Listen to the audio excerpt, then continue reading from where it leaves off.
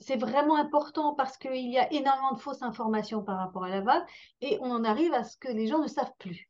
Alors, la vape, c'est de la vaporisation de nicotine avec du propylène-glycol. Le propylène-glycol, c'est quelque chose qui est utilisé aussi dans certains traitements, par exemple contre l'asthme.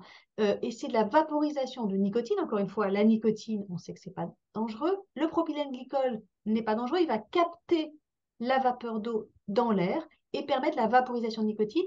Et il y a des goûts qui doivent suivre les normes AFNOR. Les normes AFNOR, c'est les normes de possibilité d'ingestion alimentaire. Quand on ingère des aliments, ils sont passés par les normes AFNOR, qui sont les normes de reconnaissance d'aliments qu'on peut ingérer. Donc, tout ça fait que c'est nettement, nettement, infiniment mieux que le tabac et s'il y a un risque, il n'est pas à plus de 5% de la cigarette. Donc, de toutes les façons, pour arrêter de fumer, c'est toujours mieux. Et à un moment donné, c'est assez simple. On va commencer, pour la plupart des gens, à se débarrasser de la vape.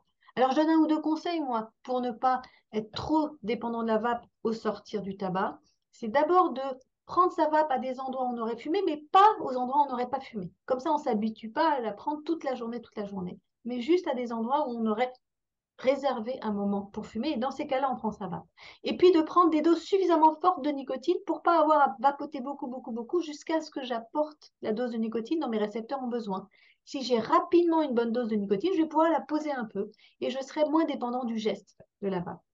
Et puis au fur et à mesure, quand on n'a plus de risque de reprise du tabac, commencer par la poser un petit peu avant de commencer à diminuer la dose de nicotine. Voilà, c'est les conseils que je donne pour pouvoir à un moment donné se détacher de la vape.